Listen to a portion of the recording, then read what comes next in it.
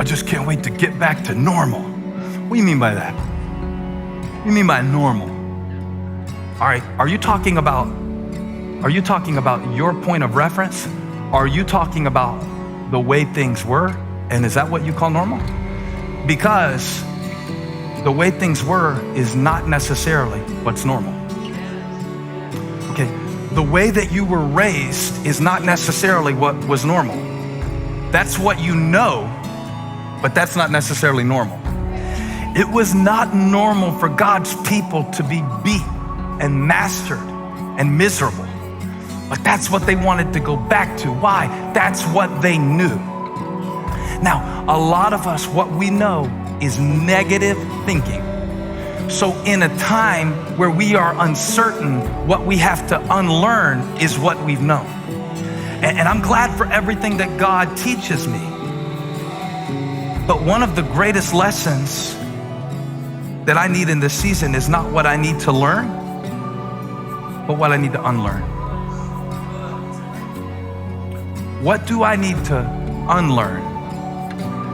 See, we're addicted to information. We're addicted to knowledge. We think, oh, I'm gonna learn this, I'm gonna learn that. And so we're not all going back to normal at any point. I mean, just try to go outside right now and look at everybody that has a mask on and gloves on, and tell me that you think in 3 weeks we're just gonna all go back to dapping each other up and hugging each other. You go to hug somebody and they're gonna fight you like you pulled a gun on them, because we're not going back to normal, at least not for now. So now we have to find balance in between, and that's where you have to find the balances in between. I'm not in Egypt, I'm not in Canaan, and there's something ahead of me that makes me uncertain. This is where we have to unlearn our point of reference that we've called normal. So now, husbands and wives are fighting more than ever before, and some are coming closer. What determines what becomes your new normal in this season, can I preach this real quick? Is not whether God changes your heart, but whether you change your habits. And that's what I mean by a new normal.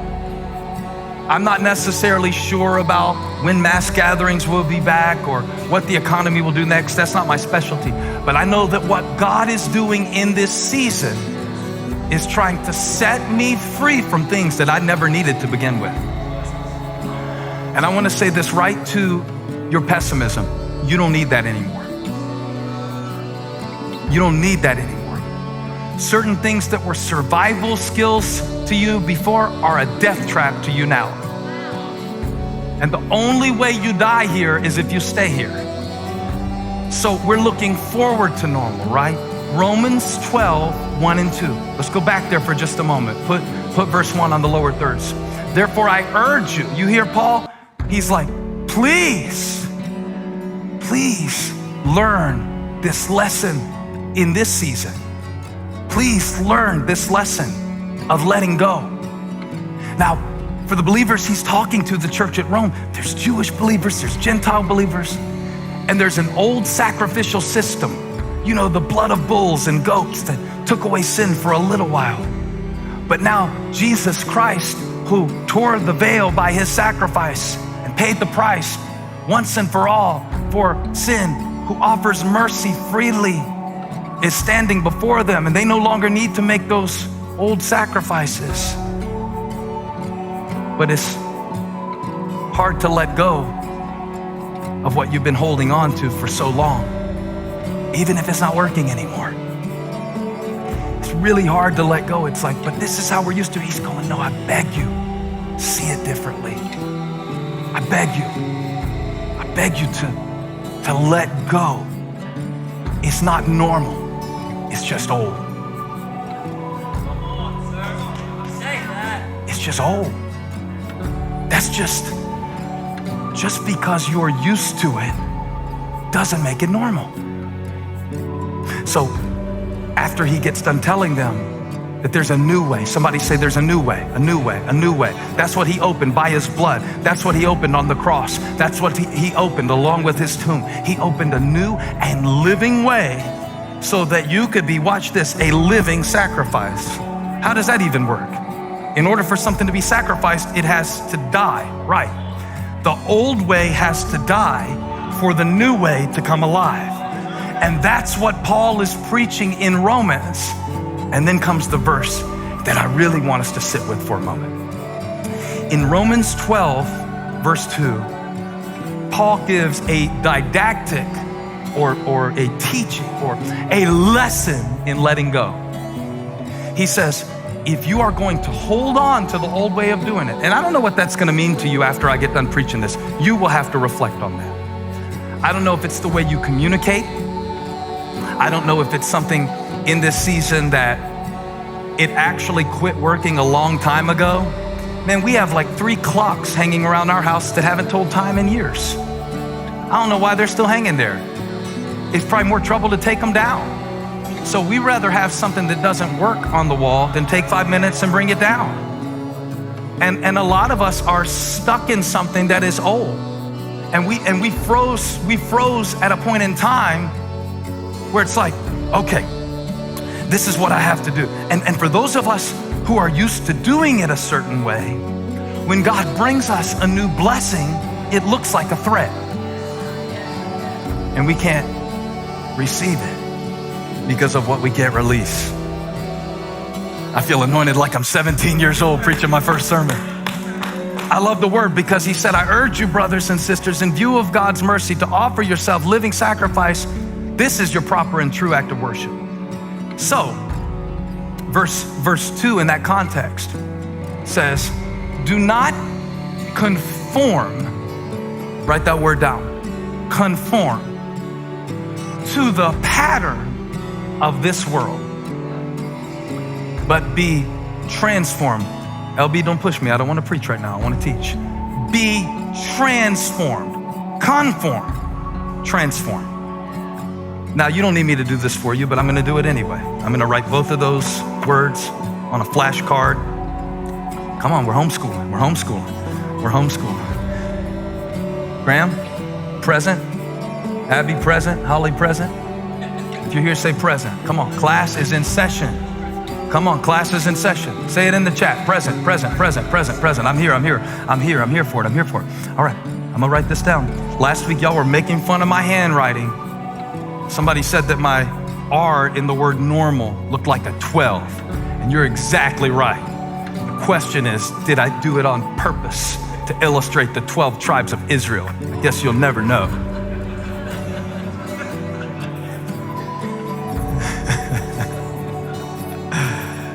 Yeah, it's just 2 ways of looking at it. One is conform and one is transform. I just wanted to write them down. Y'all please get past my calligraphy and get the point, okay? This is the right way. This is the wrong way. And what makes it right and wrong is this one, conform, is the way the world works from the outside in. This one, transform, is the way God works from the inside out. And here's how the Lord was showing me the other day. He said, in this season, remember, there's a lesson in letting go. In this season, I am teaching you to learn to set your agenda from within, to be guided by the Holy Spirit, to let me fulfill my purpose for your life now that your plans have been interrupted. This is really hard. Because one of the things we're having such a difficulty with right now is we haven't even had the funeral for what we expected this year to be. And now you got a preacher up here talking about having faith for what's gonna happen next.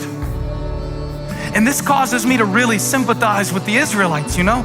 They were leaving Egypt and they had to rush out in the middle of the night. They had to leave so quickly. They never got to say goodbye. You're like, well, they didn't want to say goodbye. Of course they did. Even though it was killing them, it was what they knew. So what we're dealing with right now is a lot of us, our plans got canceled and we didn't even get to say goodbye. Even if it isn't really what we wanted, it's what we knew. And when you don't get to say goodbye, you don't get closure. So now I'm living in this space where I thought I was gonna get to walk down the aisle with my daughter and marry her this year. Not you, I'm talking to somebody else. I thought I was gonna get to go, be at my graduation. I had some momentum in my business. I was working on this deal. I was working on that thing. I was actually getting my act together. I had this and that and the other. And no sooner did the year start until you had to bury it and trust God with it. And we didn't even get to say goodbye. So, this is a challenge of letting go. Letting go of something when you don't even know what you're reaching for yet. I mean, if you ask me to let go of broccoli for briars, I can do it. Because I like what I'm grabbing more than what I'm letting go of. But what if it's a mystery box? I don't know about this yet. I don't know. You're talking about a new normal. I don't know about that. Now, we all have moments of both. We all have moments where we're like, man, this is actually kind of nice. Everything got canceled. It's kind of nice. I kind of needed to get a break, man. Now it's like a forced break on all of humanity. It's like a global snow day. Unless you're sick or someone you love is sick, or unless something dries up that you were depending on, or unless it might. So going back and forth, it's like, I want to get back to normal, but I kind of want to go into something new. It's like, man, I can't wait for everything to get started back again, but it is kind of nice having meals with my family. I wasn't doing that before. Hey, I kind of need some job stability, but you know what? I've been wondering if I really even want to work there anyway. I don't know which one. I'll try and find my balance in between. Now, the lesson of letting go is not only that external events cause us to let go, but the way God changes us is transformation from the inside out. Isn't that really relevant while you're stuck inside? That's the way God changes things? The way the world works, from the outside in. Oh no, what's the job market doing? What's the economy doing? When are they gonna lift this and when are they gonna lift that? The way God does it is like you got Paul and you got Silas, and they are stuck in an inner cell. But when they are stuck in a tight space, it's the moment that they understand we've got to give God the greatest praise in the tightest space. This is a time for more faith, more hope, more optimism. Your anchor has really got to grab hold right now, because you don't know what's next. And that's where God lives, in the mystery. And yet our old mind, our conformed mind, this is the way it's supposed to work. Is it possible that God is trying to get you to unlearn the way the world works,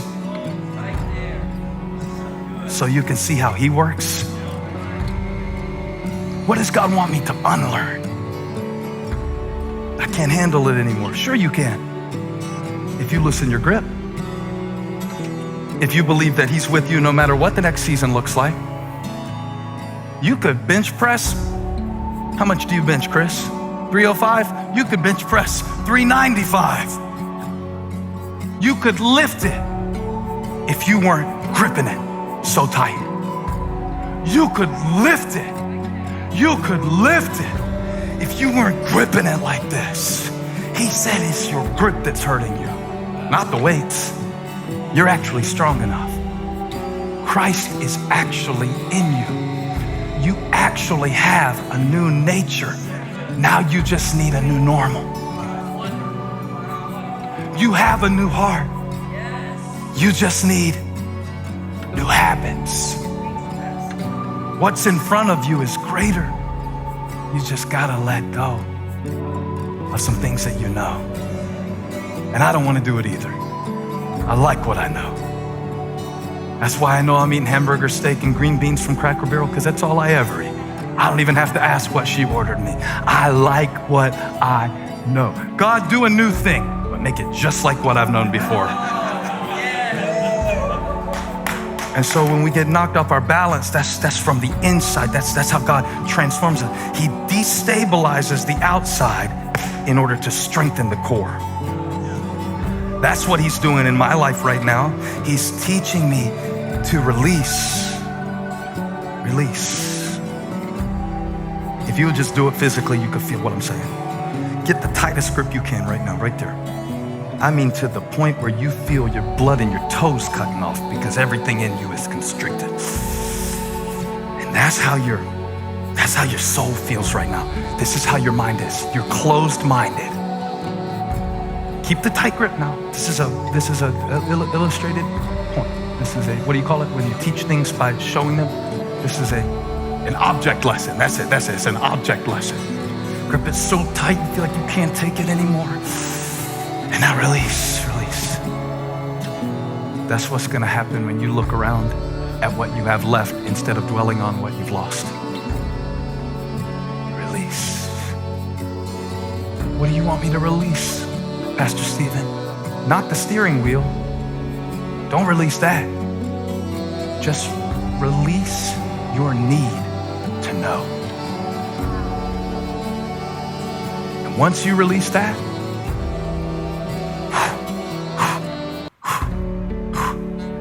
look how much strength you have. Look how much praise you have. Come on, do it right there. I wish somebody would start pressing something right now. Forgetting what is behind and straining toward what's ahead. It's not gonna be easy. Freedom is not easy. He told Moses it wouldn't be easy. He told him it's not gonna be easy. When all you've known is bondage, blessing seems strange. When all we've known is busy, rest feels like something to be resisted. When all we've known is worshiping idols, worshiping the true and living God who lives within, feels foreign. But God said, you have the strength that you need if you will release what you can't carry, what you can't control. That's what he's teaching me, the lesson of letting go. Pharaoh did what we cannot do. It said he changed his mind. Did you see that in the text? I never saw it in my whole life until just when I was preparing this sermon.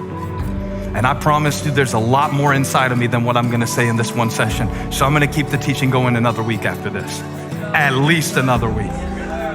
Until you are so free from what you can't control, until you are so free from the fear of what the future holds, until you are able to stand in this moment and bear the weight of your calling because you're shedding everything that doesn't come from him. You're shedding everything that's not productive. You are pruned of everything that doesn't serve a purpose in this season of your life. So Pharaoh said, I don't wanna let him go. Did you see in verse 5? He changed his mind and said, we have let them go. You know what the Lord showed me, Holly? It took 10 plagues to get Pharaoh to let God's people go. It wasn't easy. Stuff had to be killed, stuff had to be eliminated, water had to turn to blood. God even had to tell the frogs to start croaking. That's how much it took. God even had to bring in the frogs to bring his people into freedom. It wasn't easy. It wasn't easy for Jesus to die for me. He prayed, if there's any other way, let this cup pass from me. It wasn't easy. Jesus did not purchase my freedom at a low cost. It was free to me, but it was costly for him. It was not easy for him to set me free. But here's the crazy thing about it. After the people were free from Pharaoh, they wanted to go back. And here's what I realized. It was easier for God to get Pharaoh to let his people go than it was for him to get his people to let Pharaoh go.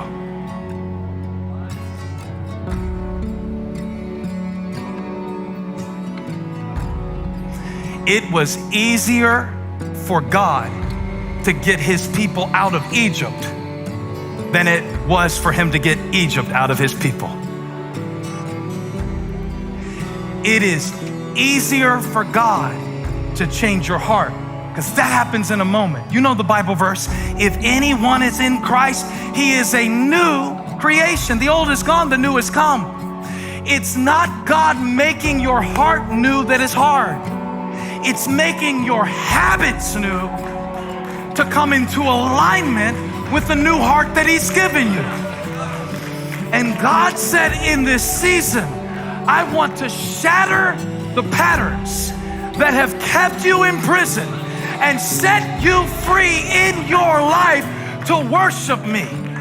Not just a 3-day journey into the wilderness, not just out of Egypt, not just out of a location, but out of a lifestyle, out of a way of doing things, out of a way of gripping things. In fact, God is trying to set me free from me, the worst master of all. How I overthink, overcompensate. God is trying to set me free from thinking I have to be the center. God is setting me free. And yet, it was easier. Gnats, frogs, all of that was easy for God. All he had to do was speak it and it immediately happened. It was easier for God to get Pharaoh to let his people